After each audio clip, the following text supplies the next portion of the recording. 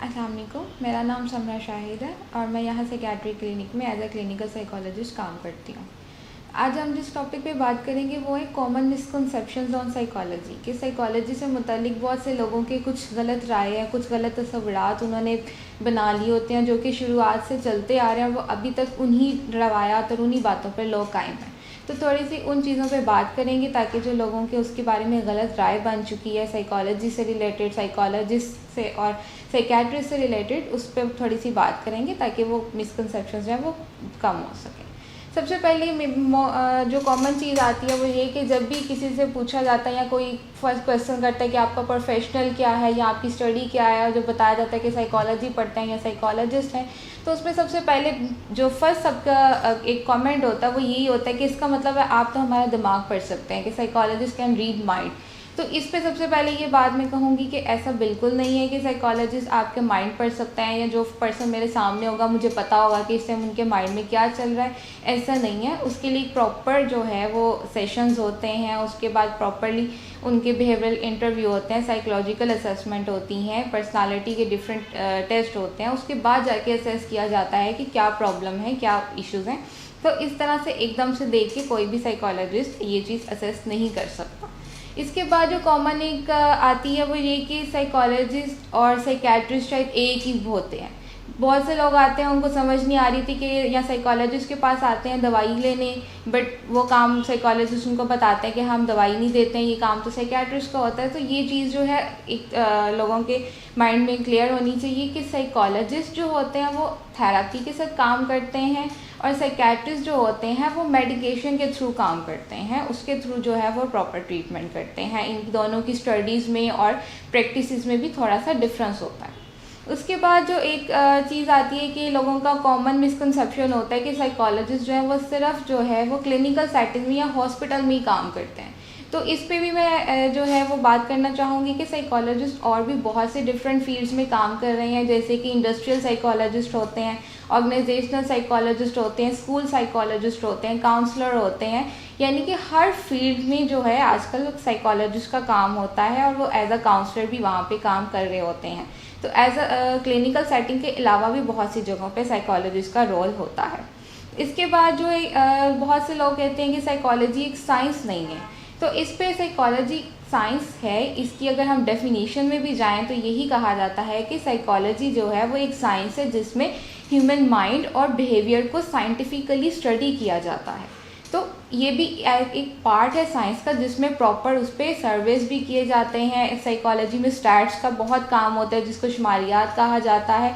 इसमें प्रॉपरली सर्वे होते हैं, उसके बाद जाके किसी एक डिसऑर्डर पे या चीज़ पे फाइनल डिसीजंस और रिजल्ट्स बनाए जाते हैं। जैसे कि कोई भी एक डिसऑर्डर लिया जाता है, कोई भी बीमारी ली जाती है और उसके बारे में कहा जाता है कि हमारी आवाम या पब्लिक में इतने % या इतने रेशो है इस डिसऑर्डर की, तो उसके लिए प्रॉपर स्टैट्स यूज़ होती है, प्रॉपर सर्वे होते हैं, वो डिफरेंट टूल्स होते हैं जैसे एस्पेसिस होता है, एक्सेल होता है, उसमें प्रॉपरली रिजल्ट फाइंड आउट किए जाते हैं। उसके बाद वो जो है उस एक मफरूज़े पे बात की जाती है।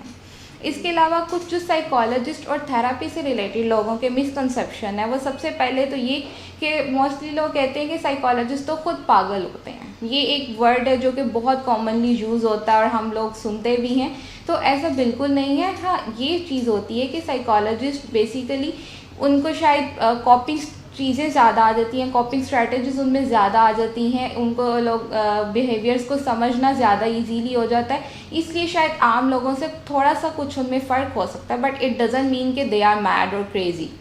ठीक, उसके बाद बहुत से लोग होते हैं जब उनको थेरेपी के लिए कहा जाता है तो वो कहते हैं कि मुझे थेरेपी की ज़रूरत नहीं है, मेरे साथ कोई सीरियस मसला नहीं है।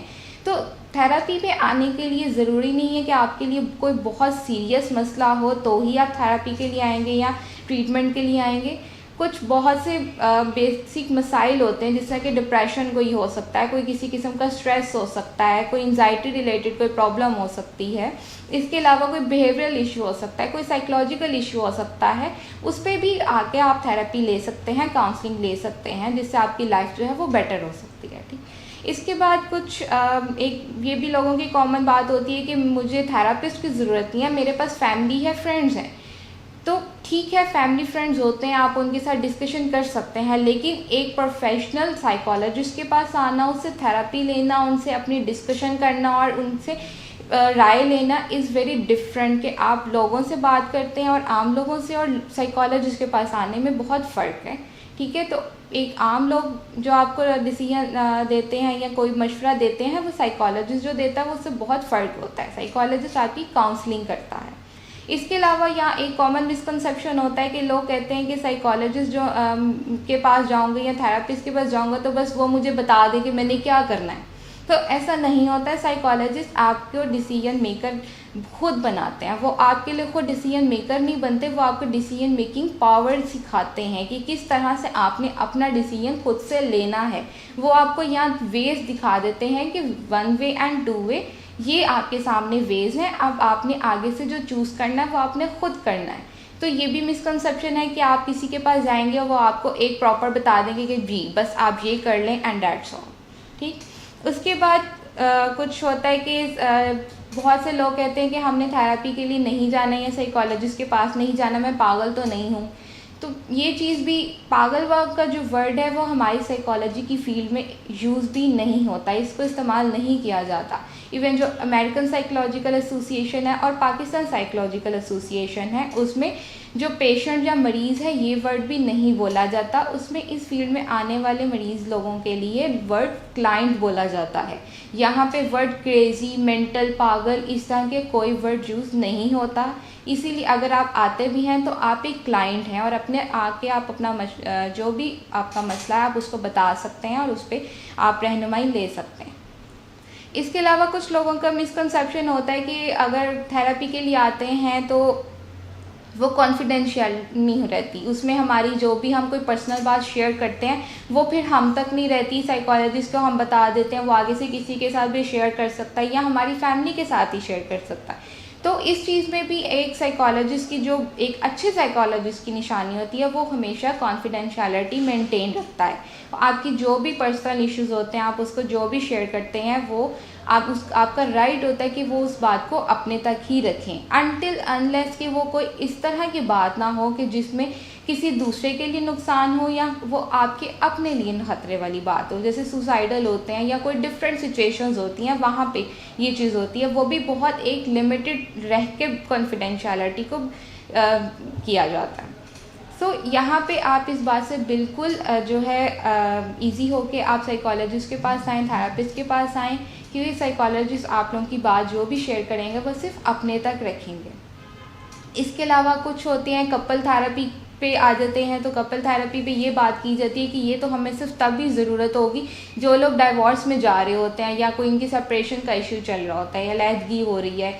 तो ज़रूरी नहीं कि जो कपल थेरेपी है वो सिर्फ उन लोगों के लिए ही यूज़ हो। कपल थेरेपी इवन शादी से पहले भी यूज़ हो सकती है। 2 लोग आके अपने काउंसलिंग कर सकते हैं, उनकी अंडरस्टैंडिंग किस तरह से बेहतर हो सकती है, उनकी आपस में पर्सनालिटी मिलती है या नहीं मिलती है, किस तरह की केमिस्ट्री मैच होती है और किस तरह से वो अंडरस्टैंडिंग को बेहतर बना सकते हैं। इन सब चीज़ों पर भी कपल थेरेपी में काम होता है। ठीक, इसके अलावा एक जो बहुत मेन और इम्पॉर्टेंट चीज़ जिसमें जो है वो है स्टिग्मेटाइजेशन या लेबलिंग। यानी कि लेबल लग जाता है कि अगर आप साइकोलॉजिस्ट के पास जा रहे हैं तो आपके ऊपर लेबल लग गया कि ये तो पागल है जो साइकोलॉजिस्ट के पास जा रहे हैं, इसके साथ कोई साइकोलॉजिकल मसला है, तो ये लाइफ में कहीं आगे ठीक से मूव ऑन नहीं कर सकती। इसकी एक मैं आपको कॉमन मिसाल भी देती हूँ कि हमारे माशरे में ये बहुत इस्तेमाल होती है, जो स्पेशली लड़कियाँ होती हैं कि अगर ये किसी साइकोलॉजिस्ट के पास जाएगी, कोई इसके साथ मसला है, लोगों को पता चलेगा तो इसकी शादी के लिए मसाइल हो सकते हैं। तो ऐसा बिल्कुल भी नहीं है। साइकोलॉजिस्ट के पास आने से आपके पास कोई स्टिग्मा नहीं लगेगा, किसी किस्म की लेबल नहीं होती है। तो आप इस चीज़ को भी कॉन्फिडेंशियल रख के साइकोलॉजिस्ट के पास आके अपने मसाइल का हल ले सकते हैं। इसके अलावा ये बात कही जाती है कि थेरेपी के लिए अगर हम आते हैं तो एक बार आए, एक सेशन लिया और इसका मतलब है मसाइल सब ठीक हो गए। तो ऐसा भी नहीं होता कि एक सेशन में आपके जितने भी मसले मसाइल हैं वो ठीक हो जाएं। इस पर थोड़ा टाइम लगता है। फिर ये भी नहीं कि थेरेपी होती है वो कभी ख़त्म नहीं होगी। मेनली जो थेरेपी के सेशंस होते हैं वो 6 to 8 सेशंस होते हैं, लेकिन बाकी डिपेंड करता है कि आपके जो इशू है उसकी सीवियरिटी कितनी है। उसके हिसाब से ये सेशंस की तादाद कम भी हो सकती है और ज़्यादा भी हो सकती है, लेकिन जनरली ये 6 to 8 ही रहते हैं। ठीक, इसके अलावा जो लास्ट एक मैं टॉपिक पे बात करूँगी, जो साइकोलॉजिस्ट से रिलेटेड बात की जाती है कि वो खुद पागल होते हैं या साइकेट्रिस्ट तो खुद पागल होता है, ये डॉक्टर के पास क्या जाना है, ये पागलों का डॉक्टर है तो शायद ये खुद पागल है। तो ये भी एक बहुत बड़ी मिसकंसेप्शन है जिसके ऊपर बहुत सी आप ठीक करने की ज़रूरत है कि ऐसा बिल्कुल नहीं है। साइकोलॉजिस्ट एक प्रॉपर डॉक्टर होते हैं और जो है वो प्रॉपरली आपको तरीके से आपका जो है वो ट्रीट कर सकते हैं, आपकी मैनेजमेंट कर सकते हैं। ठीक है, मैं उम्मीद करती हूँ कि अभी मैंने जितने भी साइकोलॉजी से रिलेटेड मिथ्स और मिसकंसेप्शंस के बारे में आपको बताया, आपके बहुत से सवालात के जवाब जो है वो क्लियर हो गए होंगे। इसके अलावा भी अगर कोई हो तो आप मुझसे कमेंट्स में पूछ सकते हैं, मैं कोशिश करूँगी कि मैं उनके जवाब आपको अच्छे तरीके से देख सकूँ। बहुत शुक्रिया।